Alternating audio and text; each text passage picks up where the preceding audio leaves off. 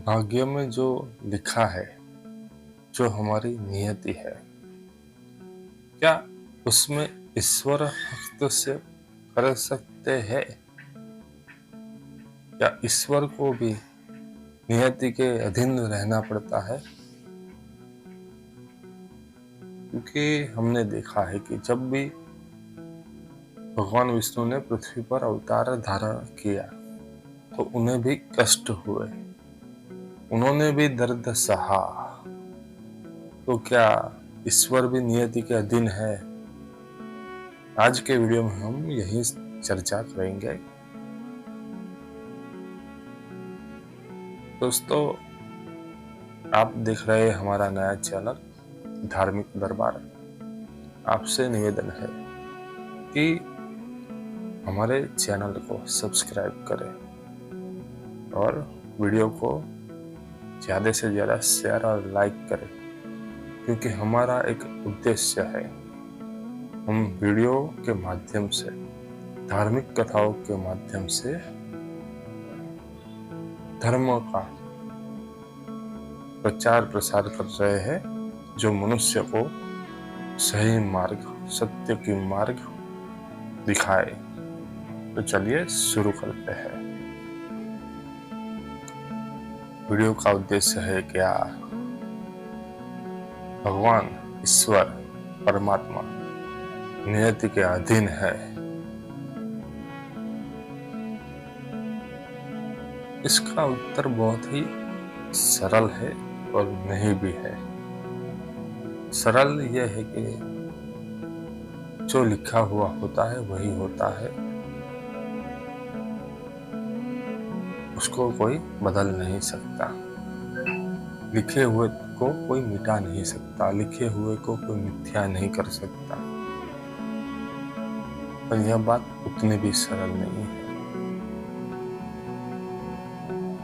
नियति भगवान के अधीन है, ईश्वर के अधीन है, न कि परमात्मा नियति के अधीन है। परंतु ईश्वर नियति के बॉस है। उन्होंने नियति को एक काम सौंपा है कि मनुष्य जैसा कर्म करे उसका परिणाम नियति प्रदान करती है। मनुष्य जो भी काम करे ना, उसका परिणाम नियति प्रदान करती है। तो एक बार आपको आपके बॉस ने कोई काम सौंप दिया और आपने पूरी निष्ठा से वह काम किया, फिर भी आपका बॉस आपसे कहे कि आपने काम ठीक नहीं किया, तो आपको दुख होगा कि नहीं होगा? तो तर्क यही है कि भगवान ने एक बार जो नियति को सौंप दिया, फिर भगवान उस पर कोई कंट्रोल नहीं करेंगे,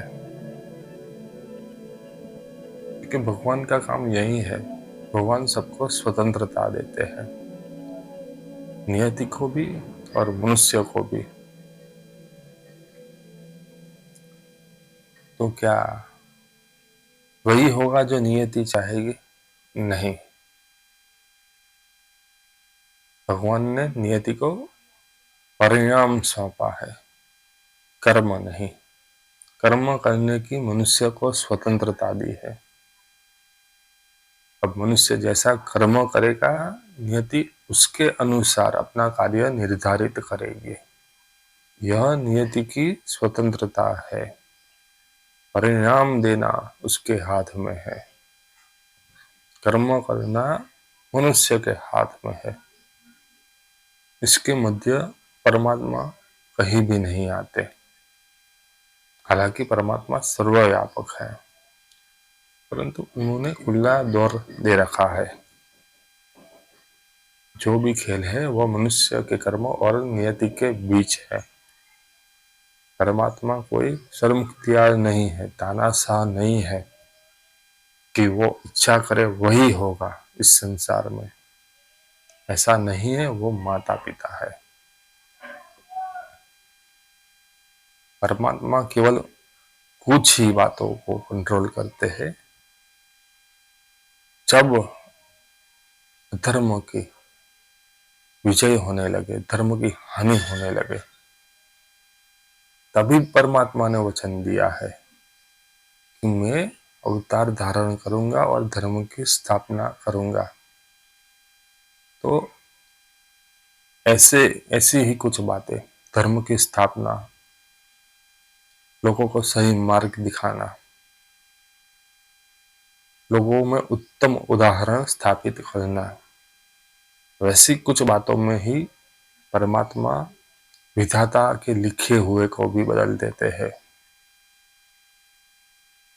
क्योंकि यह जरूरी है।